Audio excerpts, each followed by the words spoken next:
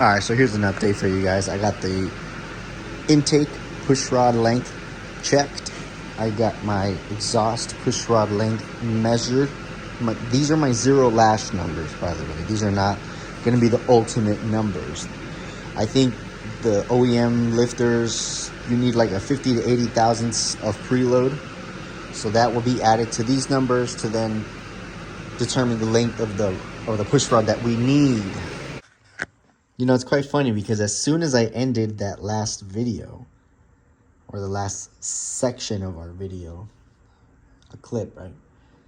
I heard a slight screech, ski, and my dog started to bark.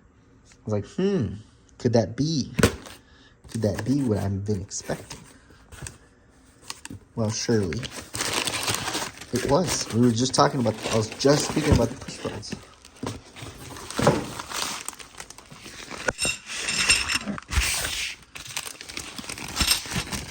Shout out to Modern Muscle. Oh, nice.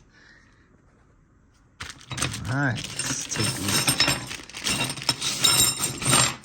Slide them out real quick.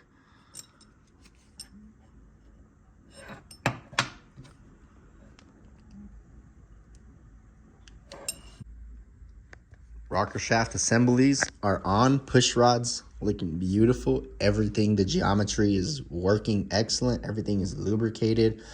I went ahead and opted for another set of brand new rockers because I had only bought 2 new rocker shaft assemblies, one intake, one exhaust. The other ones were still the stock ones. But the new ones are updated for better lubrication, and there was no way I could make the old ones the same way. Like I can't modify this. I can't chamfer this because then a lot of metal is going to get stuck in the tube, and then it's going to be really hard to clean it out, and then virtually impossible to get all the metal out, which is going to contaminate our brand new engine. So I had to go to the dealer and get 2 more. Thankfully, they had them in stock. Thankfully, Modern Muscle Extreme got these push rods sent to me next day. So thankfully here, what day is it? I think it's December 30th. Not New Year's Eve yet. That's tomorrow. December 30th. This engine's done. It's done. Feliz Año Nuevo. Happy New Year's. It's currently January 2nd today, 2024. It's a beautiful day. I'm wrapping up this engine here. If you don't have this tool, if you're an engine builder and you don't have this tool, you slacking. This is an engine oil pre-luber. Let me flip the camera, I'll show you guys.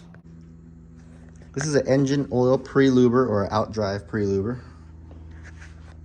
Pretty much this allows you to pre-lubricate the entire engine once you've built it before you put it into the vehicle. That way when you fire it up, it's not a dry start. Everything's lubed up, ready to go. You don't have to prime it, just boom. This is pretty much priming the oil system, the lubrication system for you, so that way you can just fire it up. Regardless, I do prime it in the vehicle as well. Just, you know, unplug the injectors or disconnect the fuel pump relay and fire it up, turn it over, make sure everything's good. But this is just another preventative maintenance step to a long-lasting engine, right? The first fire up is critical when it's a brand new build, because everything is dry. Even though you lubricate everything before you install it, everything is dry. So this pretty much takes place of the oil pump via air pressure, right? Shoots this pressurized tank, which then shoots oil through the oil pressure port. And then put 5 gallons in here.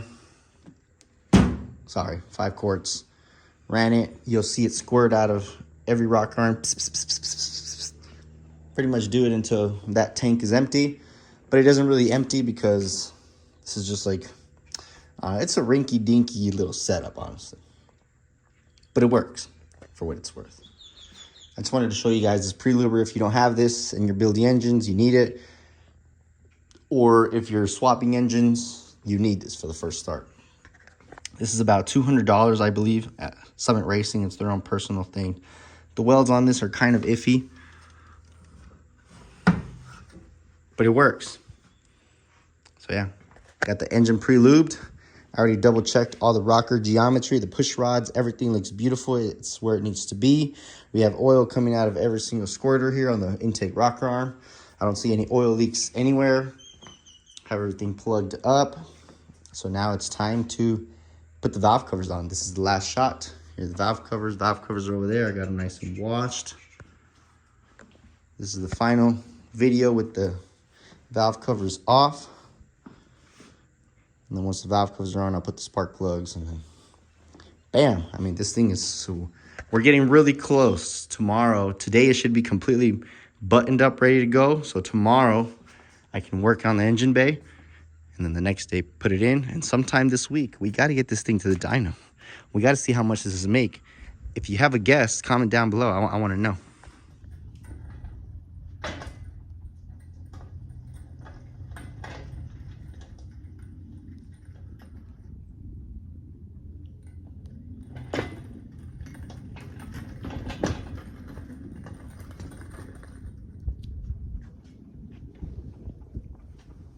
First time out in the sun. Let's get a little walk around. First time out in the sun. Just gonna get some warmth in her. All day while I'm out here, just let it get nice and warm. Just looks beautiful. So what's the next step, you may ask? Well, it's time to get this engine bay prepped up. First thing I have to do is jack up the vehicle and cut this header off. As you can see, it's welded down there. I need to cut it off so I can have a V-band installed, remove the exhaust, have a V-band installed on both sides. My neighbor's a pretty good welder, so he's gonna help me with that. And then in the process of that, I'm also gonna get this engine bay nice and, well, actually the very first step is I need to wash it. I need to degrease the entire engine bay, scrub it real good so it can look beautiful and clean, so we have a nice fresh base to start with, and potentially kill the spiders and whatever other bugs they may be hiding that are trying to kill me. We don't want that, because I need to survive in order to finish this job. So yes, we need to get rid of all them creatures first, which means cleaning first, prepping first, and that's what we're gonna do here, so enjoy. As I'm preparing this engine bay, I'm starting to notice a couple things that are off. For one, let's look at these heater hoses. If you look right there, the end of the hose is slipping off of the fitting, which means there was a coolant leak there. I mean, I didn't do that, right? That was already like that. Which means there was a coolant leak there, which means the engine could have leaked its coolant, overheated, and then that's why it dropped that seat and blew the entire engine. One possibility.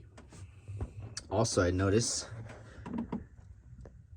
if you look here, this black, this is a gasket, a steel gasket, and it's not supposed to go like that. It's supposed to go in here. So they either double gasket or accidentally didn't put it correctly, so it probably just has the O-ring, no gasket. The point is that this is incorrect. So I'm gonna have to undo these hoses, these AC lines here, unbolt them, flush it out, new seals, new gaskets, because this AC has to work phenomenal. I mean, it's Phoenix, Arizona. It's very hot. I removed a couple things, this upper radiator hose and the coolant reservoir. I'm trying to get everything out of the way here, so that way I can degrease everything, scrub it real good, wash it, and then remove the torque converter and replace it Monday. All right, ladies and gentlemen, after countless of hours, a bunch of rolls of electrical tape, and multiple batteries later, this one just died, of course. Conveniently, when I'm recording this video, I have finished patching up the wiring harness. So, as you remember before, the wiring harness was completely just, it had deteriorated. It was the plastic loom. It had deteriorated over time because this is a 2008, and the heat, it just crumbles just by breathing on it. Just by even being around it, it just flakes off. So I had to just patch up the harness. Unfortunately, I can't do the complete harness. I mean, that would take just an astonishing amount of time. But this is what it looks like patched up, right? Some fresh wire loom. Nice little tape job. I didn't mess with these that have the high temperature heat blanket on it, like covering, because it's by the header. So this is how this is gonna sit on this side of the engine. It's not West Coast Customs, but it's way better than it was, right? As you can see, this side, then this side, some of it right here. It's just some slight little patchwork. Well, that's done. Next step is I'm going to remove this torque converter, and I'm going to replace the torque converter seal and then install our Circle D. Sorry, I have to completely sideways. Install our Circle D torque converter, and bam. Here's something very interesting that I feel would often get overlooked. I'm getting ready to install the torque converter. I already replaced the torque converter seal. Now I'm going to install a torque converter, but before I install this, I have to make sure that this pilot lines up with or is the same size as the crank here. Has this opening hole where it goes into, right? The back of the crank. On the old crank, which is down here on the floor, let's see, this crank, it has a sleeve right inside of that hole. I suspect we will need another one, which means I have to make another run into town, my second one today. Keep in mind, I live about 40 minutes from the dealer or from the nearest anything store, automotive parts wise. So save ourselves some time. We're going to go ahead. I measured this already with my dial caliper, with my caliper gauge here, right? That's what it measured out to. So then I take this now. You want to make sure you lock this little knob here so you don't get a different reading while you're trying to just... And I'm going to see if it even fits in there.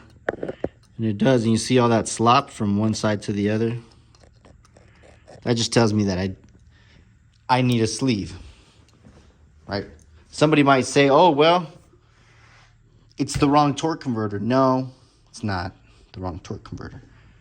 You just need a sleeve to go in there that will fit perfectly in here as well from the dealer. Now, this wouldn't be the case if we were using the stock crank, because the stock crank comes with that already. But we're using an aftermarket stroker crank and all that, which means now we need a sleeve. So I'm going to call up the dealership, call up the homies at the dealership, and see if they have one. I should probably buy one. I'm just going to start keeping a bunch of stock of everything. You can't, oh, by the way, before somebody says, oh, why can't you just take the old one out? Because it's kind of a press fit sleeve and it's steel, so good luck getting that out. You pretty much have to destroy it or have some special tool to get it out. I don't have that. And they're relatively cheap. They're like probably $10 at the dealer. So I'm going to see if maybe I can scrounge one up from somewhere. Hopefully I just have one magically laying around right in my face as soon as I open, and I don't. Shame. Another tech tip before you install the torque converter, you want to pre-lube it. So what I mean by pre-lube it, you see how it's bone dry up in now? There's a lot of components in here that are friction-based material that rub up against each other. And you don't want to install this dry. That'll be your biggest mistake ever. So, and another tech tip, whenever you install a torque converter, you also don't want to, you want to service the vehicle's transmission as well. You don't want to install a brand new expensive torque converter and then you keep the same transmission fluid and filter and everything that's inside of the charger per se, and then it's going to prematurely wear out to your torque converter. So I'm going to pre-lube this, service the trans, drop the pan, filter, fresh fluids, everything, right? So this is what it looks like when you pre-lube it. you just pre-lube it. So totally missed the shot there.